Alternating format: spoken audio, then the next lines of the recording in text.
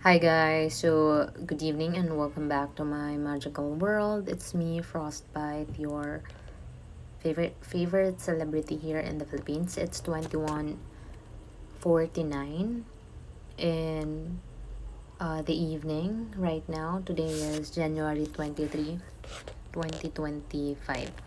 Yan, 2024 po yung nakasulat. So, I don't know what is or what the fuck is going on with January, but it's taking, you know, it's making me really mad, you know. Hindi naman ako yung ikakasal. Bakit ako yung hinihingian ng pera? 'Di ba? Nakakashutang ina. 'Di ba? Kung pwede lang wag na mag-attend, hindi na ako mag-a-attend. My God, hindi ko naman kasal yun. I don't understand anong klaseng mentality yung mga guys. Ang toxic na sa work. Yung inuuwian ko pa parang impyerno. Like, shit.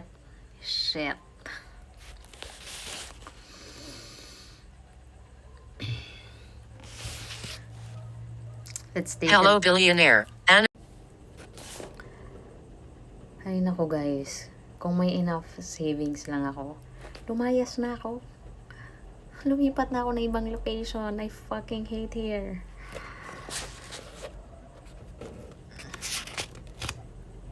Anyways, wag niyo na ako pansinin. Let us focus on reading our, pages.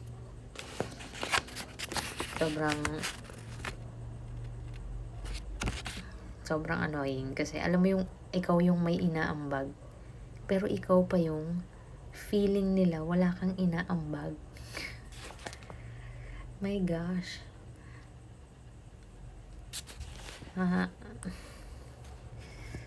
Ay nako, January. Can we just skip this month? Like, it doesn't really happen.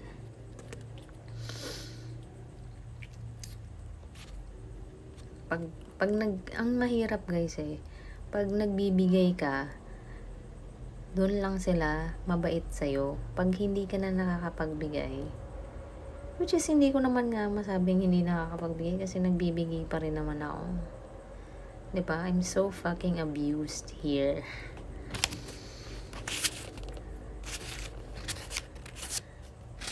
Kaya kayo, kung mga magpapakasal kayo, tangina, gastusan nyo yung pamilya nyo. Hindi yung ay nako. Kung hindi, wag na kayo magpakasal, leche. Hindi naman ako ikakasal, sa akin hihingi ng pera. Buchang gala. So let's go back. I'm sorry for the rant. Siguro this too shall pass, diba? Just have to let it out kasi my God, I'm trying to be sane with all that is going on and happening, with all areas of my life, but just look what is going on.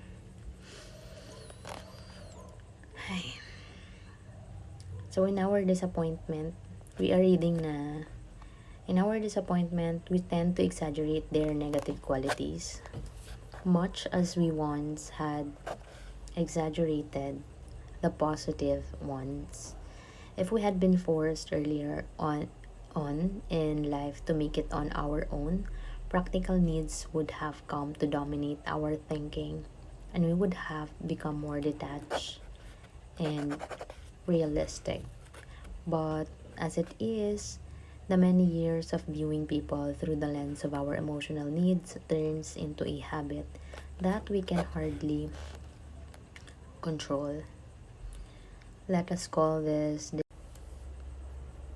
Let us call this the naive perspective, although it is natural to have such a perspective because of the unique character of our childhood. It is also dangerous because it envelopes us in childish illusions about people, distorting our view of them. We carry this perspective with us into the adult world, into the apprenticeship phase, in the work environment. The stakes are suddenly raised. People are no longer struggling for good grades or social approval, but for survival. Under such pressure, they reveal qualities of their characters that they normally try to conceal. They manipulate, compete, and think of themselves first. We are blindsided by this behavior and our emotions are churned up even more than before, locking us into the naive perspective. The naive perspective makes us feel sensitive and vulnerable, looking inward as to how the words and actions of others implicate us in some way. We continually misread their intentions. We project our own feelings onto them. We have no real sense of what they are thinking or what motivates them. With colleagues in the work environment, we fail to see the source of their envy or the reason for their manipulations. For their manipulations. So, our attempts at influencing them are based on the assumptions that they want the same things as fantasies, becoming unnecessarily adoring or fearful of authority figures and creating stormy and brittle relationships in the process. We think we understand people, but we are viewing them through a distorted lens. In this state, all of our empathic powers are rendered useless. So, sana hindi masayang yung empathy ko. Kasi, to me, it comes natural. That's why I can, I can already know what kind of human I'm dealing with. Kasi, I just know what type of person they are. So, with the inevitable mistakes we make, we become entangled in battles and dramas that consume our minds and distract us from learning. Our sense of priorities becomes warped. We end up giving far too much importance to social and political issues because we are not handling them. We are not handling them well. If we are not careful, we carry these patterns over the next phase in life, the creative active phase, in which we are in a more public position. At this level, being socially inept can prove particularly embarrassing, even fatal to our careers.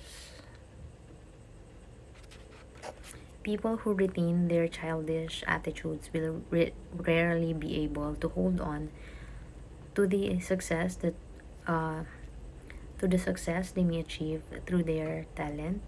Social intelligence is nothing more than the process of discarding the naive perspective and approaching something more realistic. So it involves focusing our attention inward instead, I mean, focusing our attention outward instead of inward, honing the observational and empathic skills that we naturally possess. It means moving past our tendency to idealize and demonize people and seeing and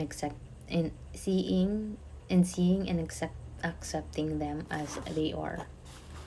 It is a way of thinking that must be cultivated as early as possible during the apprenticeship phase. But before we can begin to acquire this intelligence, we must first come to grips with the naive perspective itself. Look at the case of Benjamin Franklin, the icon of social intelligence and the clearest example of the role it plays in mastery.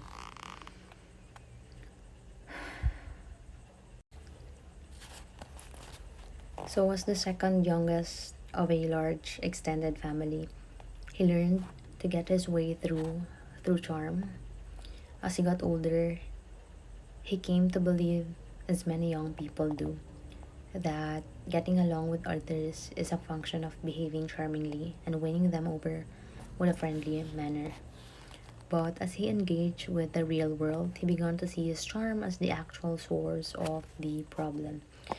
Being charming was a strategy he had developed out of childish need. It was a reflection of his narcissism, of the love he had of his own word and wit. It had no relation to other people and their needs. It did not prevent them from exploiting or attacking him. To be truly charming and socially effective, you have to understand people, and to understand them, you have to get outside yourself and immerse your mind in their world. Okay? So, only when he realized how deeply naive he had been could he take the necessary steps to move past this naivety. He focused on gaining social intelligence. Intelligence was the turning point of his career. It transformed him into the preeminent observer of human nature, a man with a magical ability to see into people. It also made him the perfect social companion. Men and women everywhere fell under his spell because of his ability to attune himself to their energies. With tranquil and productive social relations, he could focus more of his time and attention to writing, to question of science, to his endless inventions, to mastery. Guys, kailan kaya ako magkakaroon ng peace of mind? My God. So it might be deduced from Benjamin Franklin's story that social intelligence requires a detached, emotionless approach to people, making life rather dull in the process. But this is hardly the case. Franklin himself was by nature blah. Franklin himself was by nature a very emotional man. He did not repress this nature, but rather turned his emotions in the opposite direction. Instead of obsessing over himself, and what other people were not giving him, he thought deeply of how they were experiencing the world, what they were feeling and missing. Emotions seen inside other people create empathy and bring a deep understanding of what makes them tick. For Franklin, this outward focus gave him a pleasant feeling of lightness and ease. His life was hardly dull, but simply free of unnecessary battles. Understand, you'll continue to have problems in attaining social intelligence until you come to the realizations that your view of people is dominated by the naive perspective. Following Franklin's example, you can reach the awareness by reviewing your past, paying particular attention to any battles, mistakes, tensions, or disappointments on the social front. Yan. I'm so proud of you guys. Nakasubaybay pa rin kayo. Even though, my channel nowadays is freaking more of a ranting channel. It's so annoying, guys. Like, I don't know what to do with my life lately. So, um, I'm still so mad. I'm like, bakit, bakit parang kailangan ako lahat? Putang ina, hindi naman ako yung ikakasal. Ako yung hihinga ng pera. Diba? Saan naman yung hustisya? Diba? If meron ng, if my income is okay, but right now, it's still, I'm still working many things. I'm still figuring out many things. So, ayun. Yan. Sana I have better days to come kasi lately has been so, antagonizing. Ano ba yung term? Agonizing, destructive. So, yan. I hope you're also keeping your sanity well. I run a while ago. Papag ginawa ko. More of chikahan lang kami ng aking cowork. And so far, yun lang naman. Yan. So, yan. Matulog na kayo, guys. Yan. Thank you for helping me make this world a better place for all of us and for our future generation. Tama ba? So, if you want more of rants, yan, mag-subscribe lang kayo, guys. Just kidding, guys. It will get better if I'm feeling ko I just need a year vacation. Year vacation. Anyways, I'll see you again tomorrow.